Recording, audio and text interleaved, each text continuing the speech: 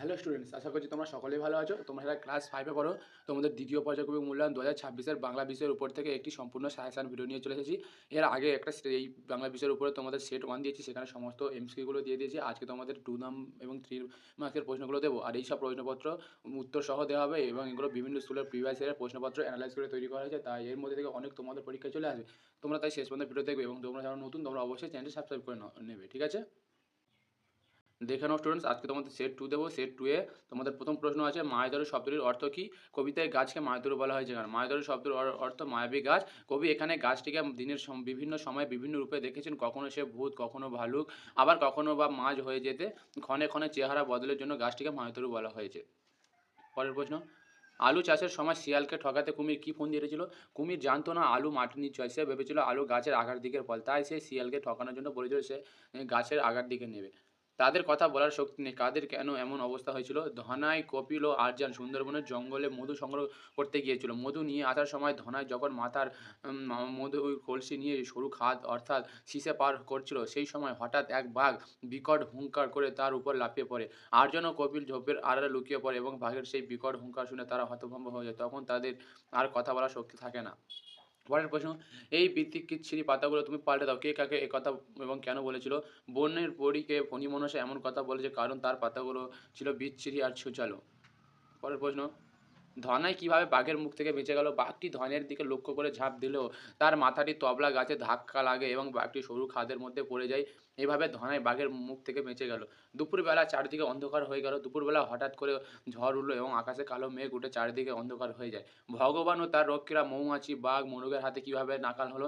বাঘ ভগবান ও রক্ষীদের খেয়ে নেবে বলে ভয় দেখালো। মৌমাছিরা রক্ষীদের হুল ফটালো এবং মোরগ সুযোগ বুঝে তাদের ডানার ঝাপট মারল।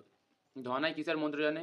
খরা বলতে কি বোঝায়? ধনাই মৌমাছিকে ভুল পথে চালিত করার মন্ত্র জানে। খরা বলতে বোঝায় দীর্ঘদিন বৃষ্টি না হওয়া। পরের প্রশ্ন, বাঘটা শিসের ভিতরে পড়ে গেল কিভাবে? বাঘটা ধনাইকে লক্ষ্য করে ঝাঁপ দিল, লক্ষ্যভ্রষ্ট হয়ে সে ধনাইকে ডিঙিয়ে গিয়ে পড়ে তবলা গাছের উপর। গাছটাতে ঠোকর লেগে বাঘের মাথায় আঘাত লাগে এবং সে উল্টে গিয়ে ধপাস করে শিসের ভিতরে পড়ে যায়। ফণিমনসা গাছের মনে এক ফোঁটাও শান্তি নেই কেন? ফণিমনসা গাছের পাতা ছিল বিচিত্রছিরি এবং ছুচালো, যেগুলো ফণিমনসা গাছের এক টুকরো পছন্দ ছিল না, তাই ফণিমনসা গাছের মনে এক ফোঁটাও শান্তি ছিল না। মধুর চাক খুঁজে পাওয়ার পন্থাটি কি? ধনাই কীভাবে বাঘের হাত থেকে বেঁচে গেল? মৌমাছিরা ফুলের মধু সংগ্রহ করে যখন মৌচাকে ফিরে যেতে থাকে তখন তাদের পিছু নিতে হয়, তাই মধুর চাক খুঁজে পাওয়ার পন্থাটি হলো মৌমাছির পিছু পিছু যাওয়া। ধনাই যে তবলা গাছের ডালটি ধরে সরু খাদটি পার হবে, সেই গাছটিতে বাঘ ধাক্কা খেয়ে খাদের মধ্যে পড়ে যায়। এইভাবে ধনাই বাঘের হাত থেকে বেঁচে গেল।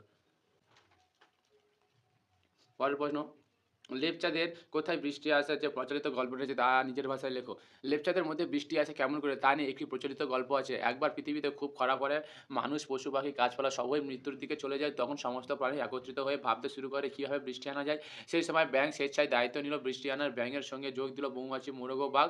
তারা সবাই মিলে ভগবানের প্রাসাদে গেল। তখন সেখানে ভোজ ও আনন্দের উৎসব চলছিল। ব্যাঙ রাগে উত্তেজিত হয়ে ভগবানকে ডেকে সতর্ক করলো।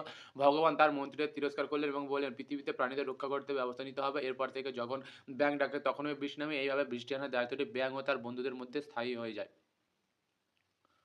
তারপরের প্রশ্ন, মাঠ মানে ছোট কবিতায় শৈশবের আনন্দের যে দিকগুলি ফুটিয়ে তোলা হয়েছে তা নিজের ভাষায় লেখো। ছোট ছেলে মেয়েদের জন্য মাঠ হলো আনন্দ ও স্বাধীনতার স্থান। খোলা আকাশের নিচে তারা দৌড়ঝাঁপ, খেলা ও ছুটে চলার মধ্য দিয়ে জীবনের খুশি অনুভব করে। মাঠ তাদের মুক্তি, শৈশবের আনন্দ ও শারীরিক ও মানসিক উচ্ছ্বাসের প্রতীক। এখানে তারা খেলাধুলার সঙ্গে জীবনের সরল আনন্দও শেখে। আর কখনো সে মিছে বায়নাক্য করেনি। কে কেন মিছে বায়নাক্য করেনি? ছোট ফণিমনসা আর কখনো মিছে বায়নাক্কা করেনি। কারণ আগে সে সোনার পাতা চেয়েছিল যা ডাকাতেরা ছিনিয়ে নিয়ে যায়। গাছের পাতা যা ঝড়ে গুঁড়িয়ে যায় আর শেষের পালং শাকের মতো নরম পাতা ছাগল খেয়ে ফেলে। এই অভিজ্ঞতার কারণে সে আর মিথ্যে চাওয়ার চেষ্টা করেনি। পরের প্রশ্ন, একবার পৃথিবীতে খুব খরা হলো। খরার সময় কারা কারা বৃষ্টি আনার ব্যবস্থা করেছিল? তারা কীভাবে পৃথিবীতে বৃষ্টি আনো? খরার সময় পৃথিবীতে বৃষ্টি আনার জন্য ব্যাঙ, মৌমাছি, মোরগ ও বাঘ ব্যবস্থা নিয়েছিল। তারা ভগবানের প্রাসাদের কাছে গেল যেখানে ভোজ উৎসব চলছিল। ব্যাঙ রেগে গিয়ে ভগবানের কাছে বৃষ্টি আনার অনুরোধ করলো। ভগবান তার মন্ত্রীদের গাফিলতির জন্য তাদেরকে তিরস্কার করলেন। এরপর থেকে ব্যাঙ ডাকার সঙ্গে সঙ্গে বৃষ্টি নামে। বৃষ্টি পড়ে টাপুর টুপুর কবিতায় কোন দেবতার কথা রয়েছে? তরাই অঞ্চলে কোন কোন জনজাতির বাস? বৃষ্টি পড়া টাপুর টুপুর কবিতায় শিব ঠাকুরের কথা রয়েছে। তরাই অঞ্চলের মেয়ে, রাভা, গারো, লেপচা আর টোটাদের বাস। তারপরের প্রশ্ন, মায়াতারু কোন, কোন সময় কি, কি রূপ ধারণ করে? মায়াতারু কবিতায় উল্লিখিত ভালুকটির জ্বর কখন আসতো? কবিতায় মায়াতারুটি সন্ধ্যাবেলায় ভূতের রূপ ধারণ করত। চাঁদ উঠলে ভাল্লুক হয়ে গড়গড় করত। এক পয়সা বৃষ্টির পর যখন আবার চাঁদ উঠত তখন লক্ষ হীরার মাছের রূপ ধারণ করত। মায়াতারু কবিতায় উল্লিখিত ভাল্লুকটি বৃষ্টি হলেই কম্প দিয়ে জ্বর আসতো।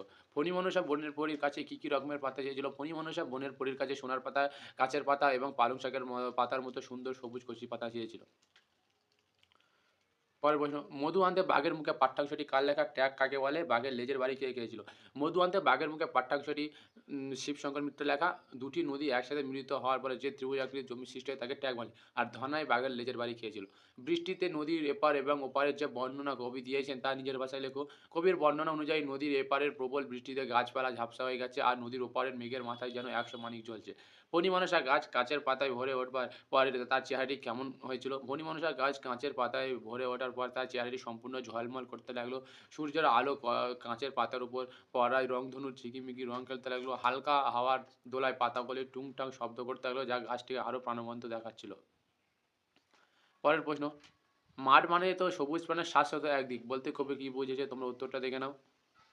মাঠ মানে তো সবুজ প্রাণের শাশ্বত এক দ্বীপ বলতে কবি শিশুদের প্রাণবন্ত ও কৌতূহলপূর্ণ স্বভাবকে বুঝিয়েছেন।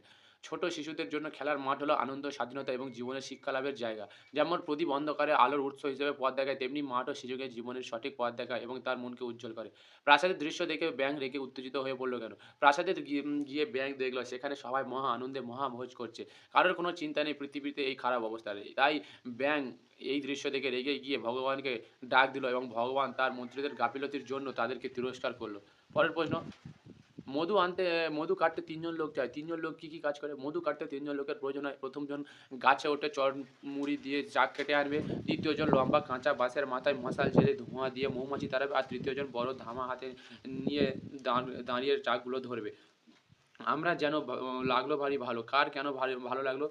উক্তি আমার যেন লাগলো ভারী ভালো বলেছে ছোট্ট ছেলেটি। ঝড়ের শুরুতে হঠাৎ মেঘ ঘন হয়ে আসা, চারপাশে অন্ধকার নেমে আসা, চাঁপার বন কালো হয়ে যাওয়া এবং মাঝি ঘাট থেকে তাড়াতাড়ি ফিরে আসার দৃশ্য দেখে ছেলেটির মনে ভীষণ আনন্দের অনুভূতি জাগে। তাই সে অনুভব করে যে এই মুহূর্তটি তার জন্য ভারী ভালো লাগলো। পরের প্রশ্ন দেখে নাও। ২৬ থেকে ছুট অর্থে কবি যা, যা বলেছেন তা লেখো। কবির কাছে ছুট অর্থ হলো মুক্তি ও আনন্দের প্রকাশ। তিনি বলেছেন ছুট মানে শক্ত পায়ের পোক্ত কোনো ভাষা, এক নতুন আসা পাখির খাঁচা থেকে বের হয়ে মুক্ত আকাশ ভাজা। ছুট বোঝার জন্য সকলকে প্রকৃতভাবে ছুটে দেখতে হবে। বাচ্চা গাছটি তো মহা খুশি আনন্দে ডগমগ। এত আনন্দ কখন হলো বাচ্চা গাছের? বাচ্চা গাছটি তখন মহা খুশি ও আনন্দে ডগমগ করছিল যখন তার গায়ে ঝকঝকে সুন্দর সোনার পাতা জড়িয়ে গেল।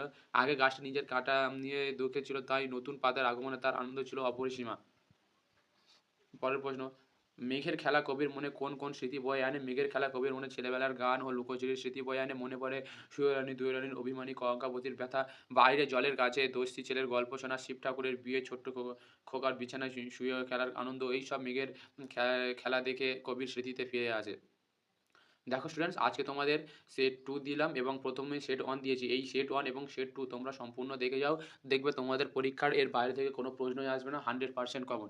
আর তোমরা যারা নতুন এই চ্যানেলে, তোমরা অবশ্যই সাবস্ক্রাইব করে নিও তোমাদের অন্যান্য বিষয়ে আরও এমন সাজেশন ভিডিও দেওয়ার জন্য। আর অবশ্যই তোমরা সেট 1 এর সমস্ত এমসিকিউ দেখে নেবে। দেখে নাও তোমাদের সেট 1 এ এই এমসিকিউ দিয়েছিলাম এবং তোমাদের আজ সেট 2 দিলাম। সমস্ত বড় প্রশ্ন, এর বাইরে থেকে আর কোনো প্রশ্ন আসবে না। ধন্যবাদ।